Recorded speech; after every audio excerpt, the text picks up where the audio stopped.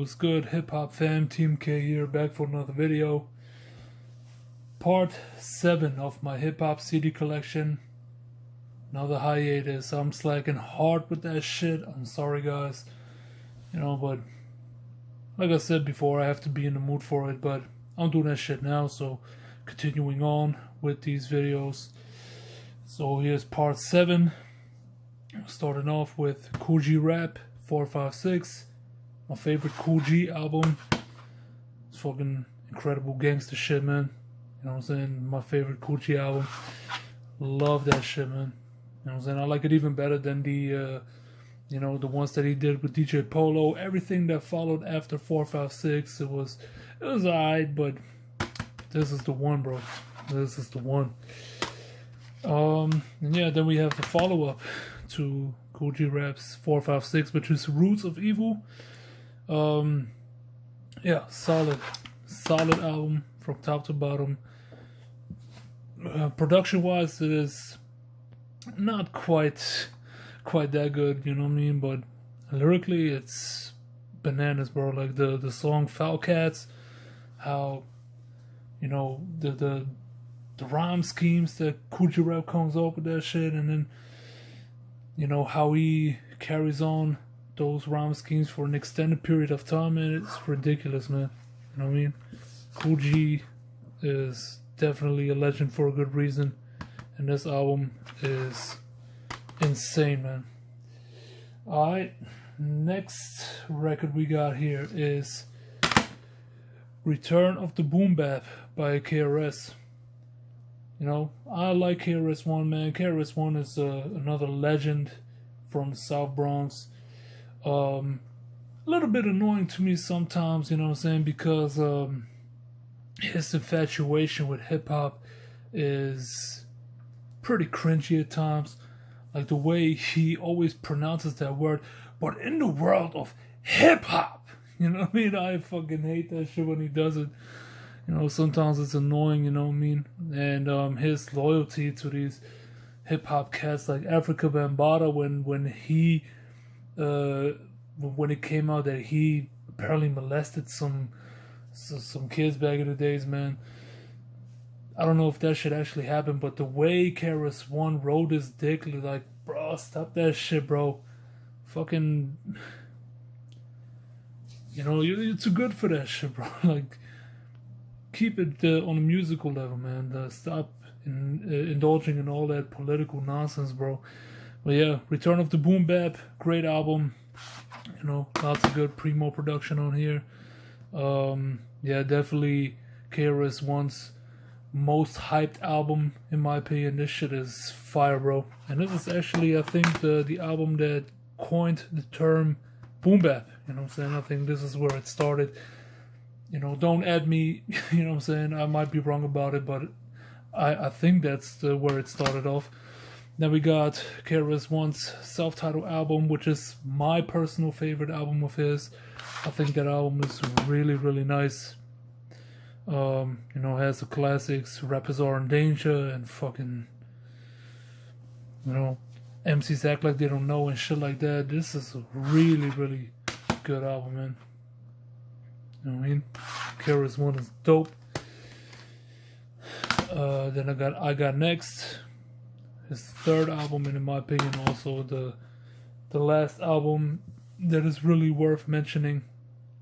You know what I'm saying? With great song, A Friend, number 7. That song is super dope, man. I love the beat on that shit.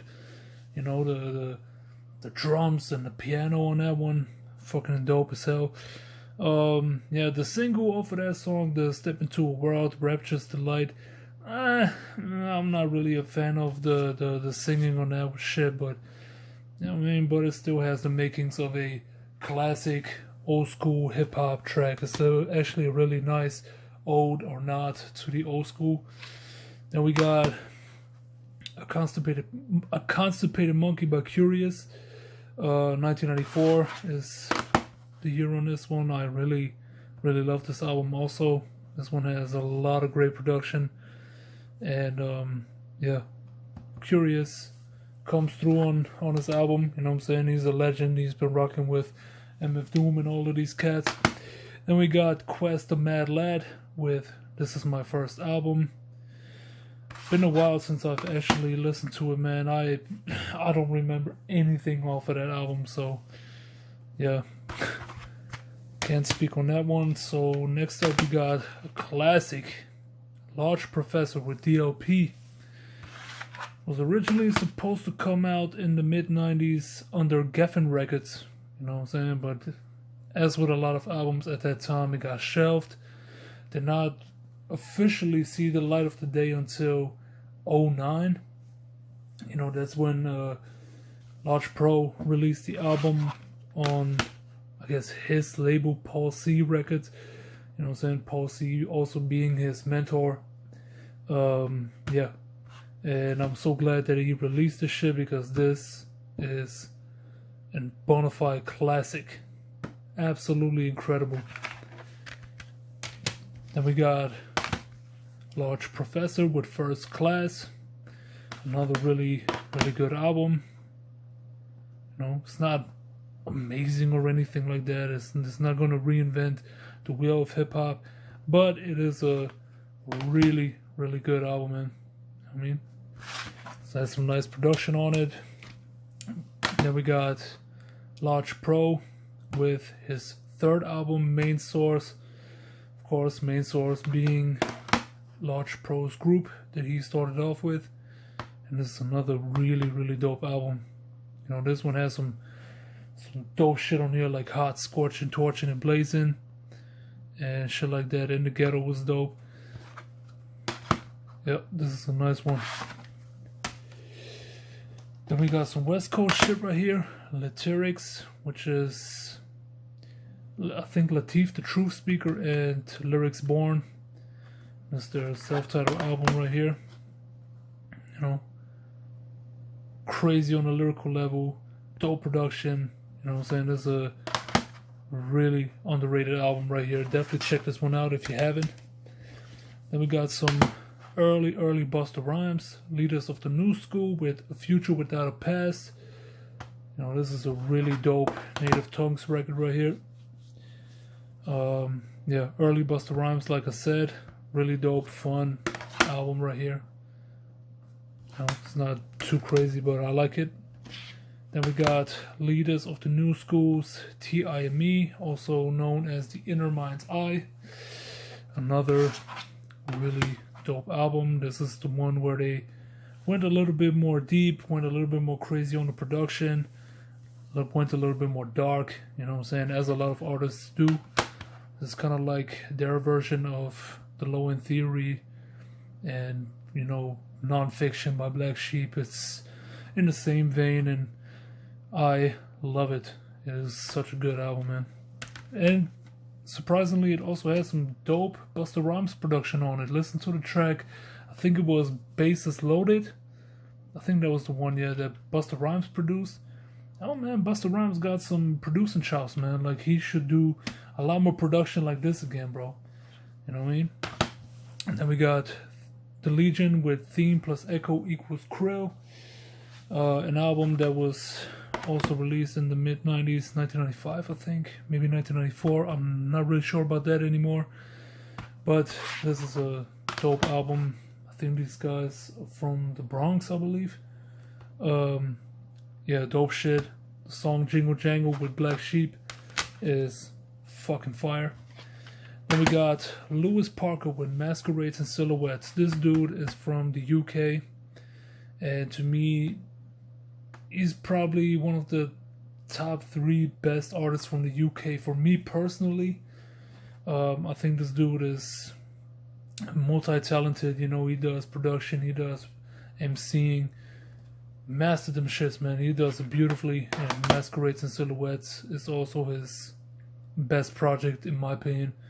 There's nothing about it that I don't love, man. This shit is very dope. Classic record for sure.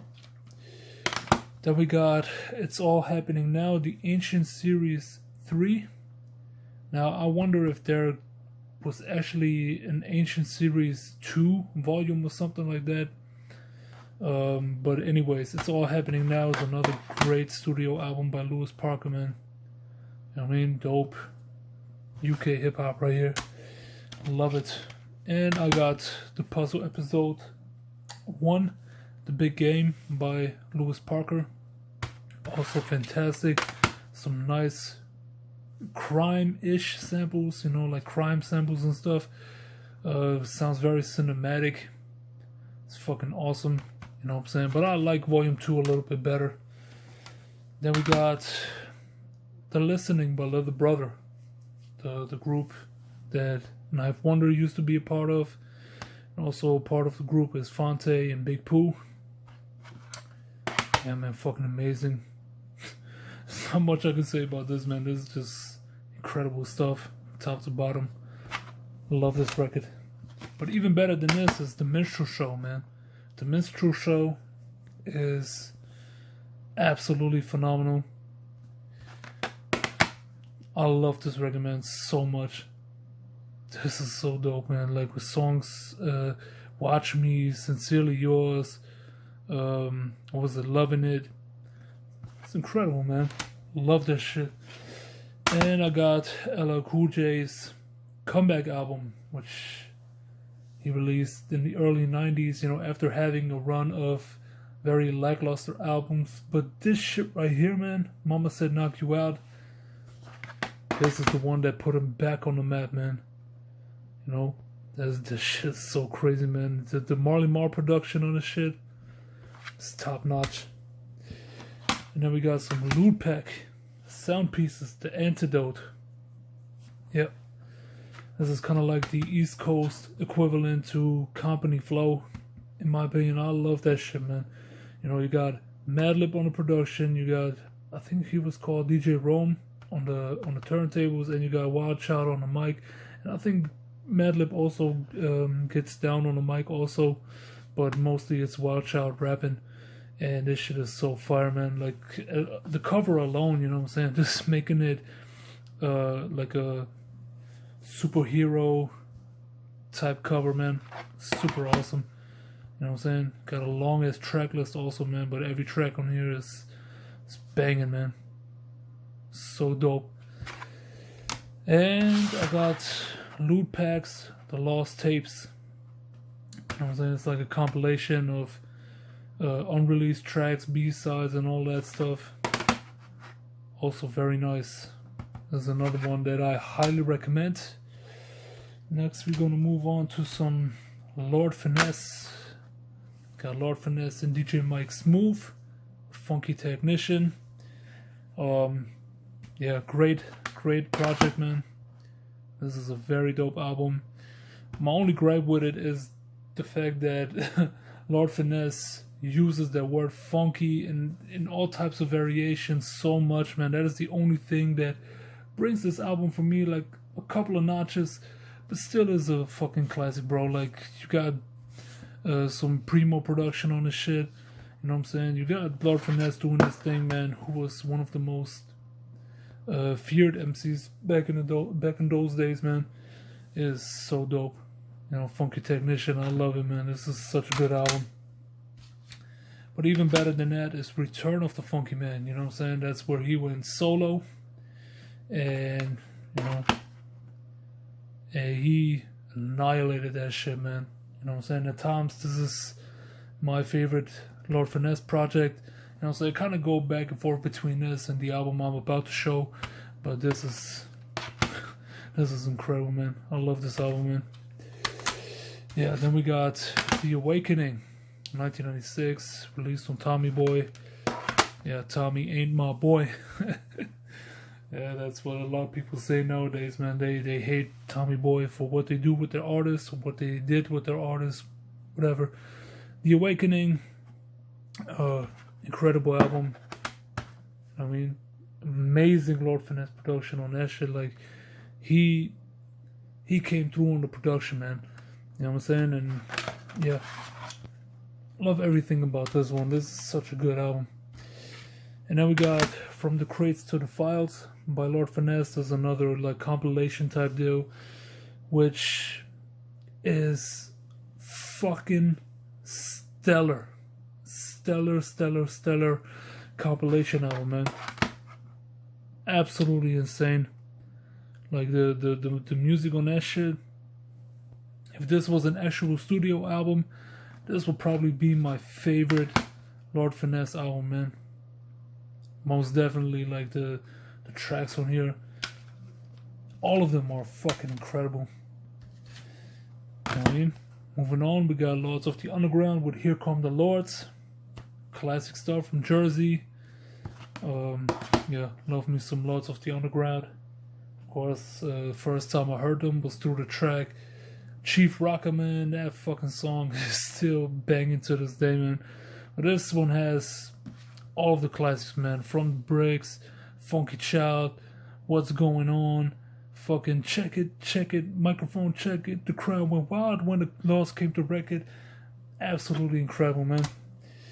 Then we got Keepers of the Funk, another really banging album. This is where they also started working with K-Def and not just Marley Marl.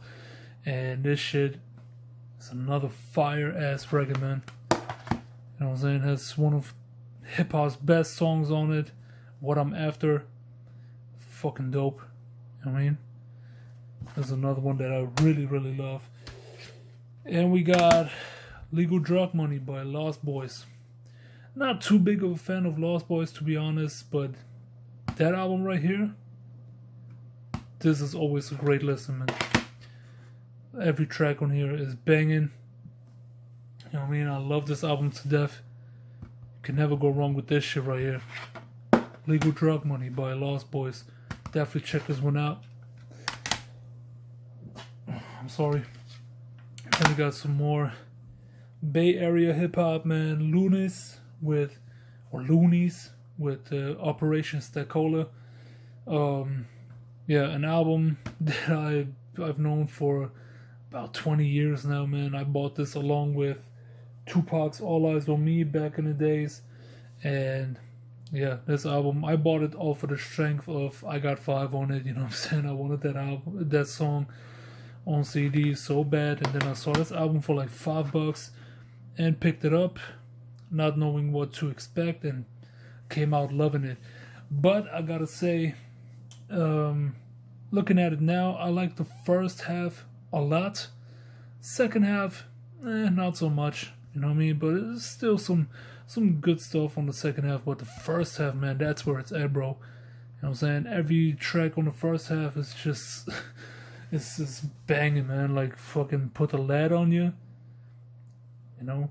And I Got Five on it. Pimps, Players, Hustlers, Play a Hater, man. Like I play that shit in my car, you know, Play a Hater and Pimps, Players, and Hustlers, especially track number 5, Pimps, Players, and Hustlers. Every time I play that shit in my car, man, you know what I'm saying? That shit makes me smile. That makes me rap along. I love that shit so much, man.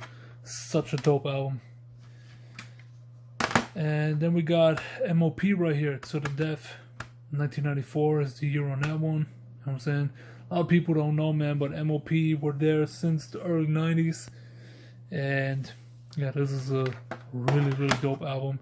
It's a little bit more, I think that they had some more of a live instrumentation thing going on this album.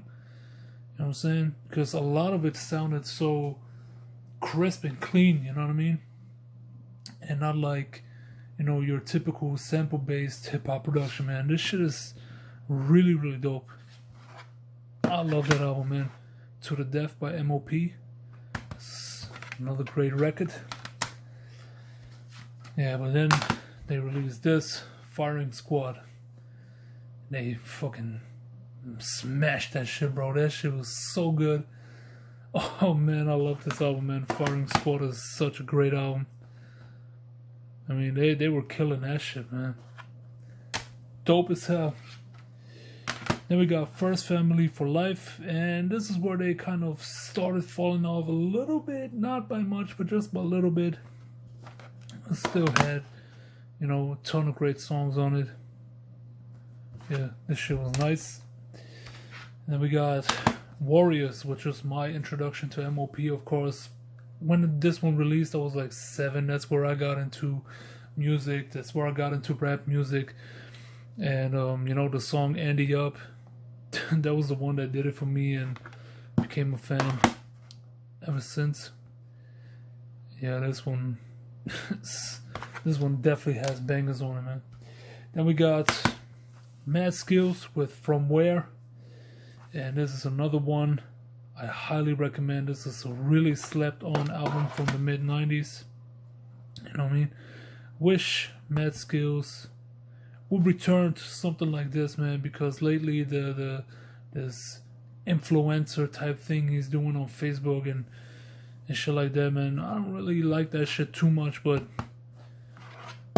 anyways, this album is highly recommended. Then we got an album that I don't think many people know, and this is Look Ma Duke, No Hands by Madcap. It's like a jazz rap kind of album, a la Justice System or fucking Ghetto Philharmonic and dudes like that. It's a very solid album right here. Really like it a lot. Shit's nice. Then we got some more jazz rap. Shades of Blue by Madlib. You know what I'm saying? This is where Madlib went in and, you know, made some incredible instrumental music using Blue Note samples, man. And this shit, oh my goodness, man. This is fire on top of fire, man. Every single instrumental on here is so colorful. It is so vibrant, man. I fucking love the instrumentals on this shit. This is so good, man. So good.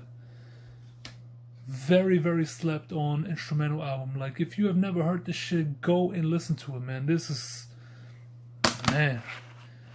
Speaking of Madlib, we got another Madlib album. Of course, collaboration with MF Doom, Mad Villain, the classic. 10 out of 10. You know what I mean? Still one of the best underground records ever. And nobody will argue with me. This shit is incredible. Absolutely amazing. Then we got another classic. Another 10 out of 10 in my book. Breaking Atoms by Main Source. Yeah, the group that, like I said before, Large Pro started off with two Canadian dudes called Sir Scratch and K-Cut. And yeah, this album is immaculate.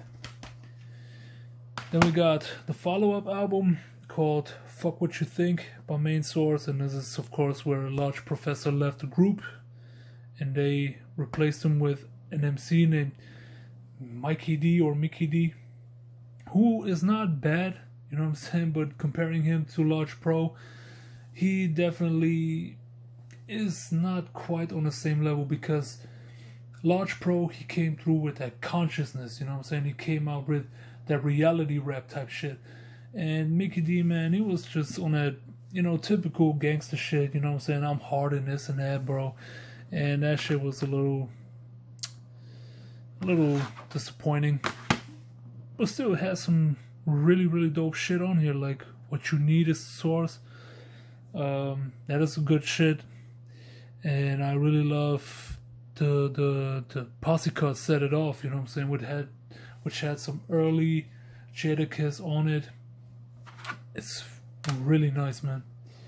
Then we got Machiavelli, the Don Illuminati with the 7-Day Theory. Of course, this is the first posthumous Tupac album, released like a week after his death.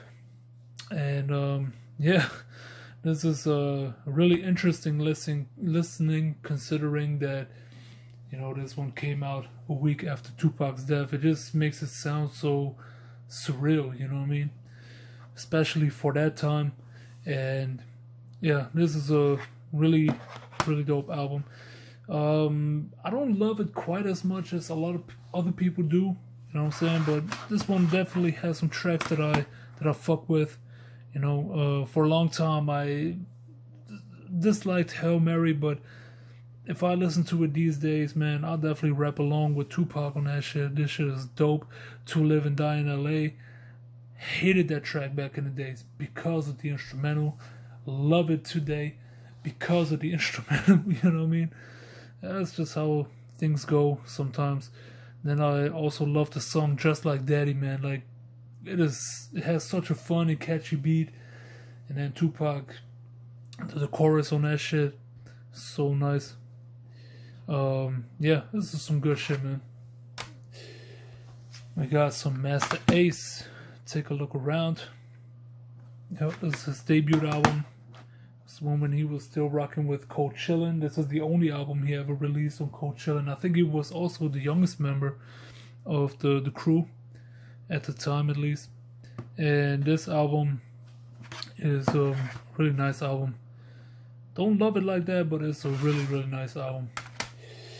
Then we got Slaughterhouse by Master Ace Incorporated. This was more like a group as opposed to Master Ace himself.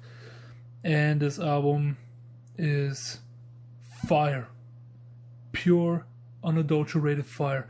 This shit is dark as it gets. You know what I'm saying? If you want to hear Master Ace on some dark shit, just check out Slaughterhouse by Master Ace Incorporated, and you know that shit will blow your mind, man.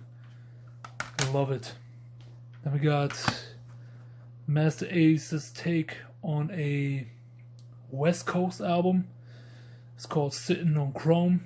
You know, once again, he did it with his crew, Master Ace Incorporated, and it's another very, very, very dope and solid project, man. It's another great album. Got some Wu-Tang shit. No Set Date by Master Killer. This was, at the time, I think he was the only one left to release a solo project, and this is the one that ended up being the one. You know what I mean? And No Set Date, to me, it was a very, very good album, man. Very good album. You know, it's, of course, it's not as crazy as it could have been, you know, in the 90s. However, you know, what this album ended up being, especially for the time, which was 2004, this album ended up sounding pretty damn great, man. Like, yeah, they kept it Wu-Tang with that shit. You know what I mean? If you compare it to something like Method Man's T.Cal Zero, the prequel, which was trash. Fucking ODB's second album, Ninja Please, that shit was trash. You know what I mean? And, you know, an album like this, you know, definitely will sound a lot better than, you know, compared to some of these other Wu-Tang albums that were released at the time, you know. And I think No Set Date was a very, very good and very slept on project. Definitely don't sleep on it. Check it out if you haven't. This one is some good shit. And it also comes with a bonus DVD. Yeah. This is some really nice stuff. Then we got MC8. His debut album featuring Compton's Most Wanted. I don't know if it features them, but you know, we got We Come Strapped by MC8, and this is, yeah, another great album. Really nice. Big fan of MC8. I love his rapping style, you know, and the type of production he rhymes over. Especially this album had a lot of really good production on it.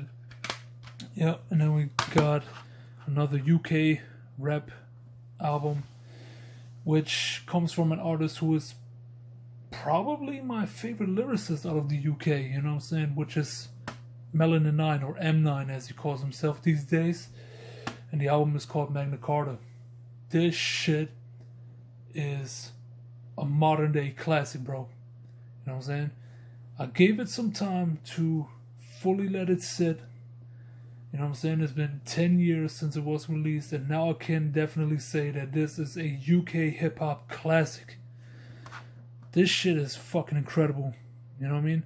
Like, Melanin 9's rhyming on that shit is unbelievable, bro. It's just so poetic, so well put together, you know what I'm saying? The words that he chooses, and oh man, like, every time I listen to this project, you know what I'm saying, it definitely grips me on a cerebral level, man. It is absolutely insane. You know what I mean? And then production by Anatomy and shit. Like, holy fuck, dude. This album is a fucking masterpiece. Definitely, bro. Like, this shit is... Oh, man. You know what I'm saying? I'm at a loss for words with that album, man. This is absolutely insane. You know, definitely check this one out. Melanin 9 with Magna Carta. Highly, highly, highly, highly recommended album. Bro, check it out. You know what I mean? So yeah, that was it. Part 7 of my hip-hop CD collection. Who knows when I will do the next one. It's probably take another 2-3 months until I get back to it. I don't know. But yeah, but that was it, man. Thanks for watching, and see you in the next video, alright? Take care.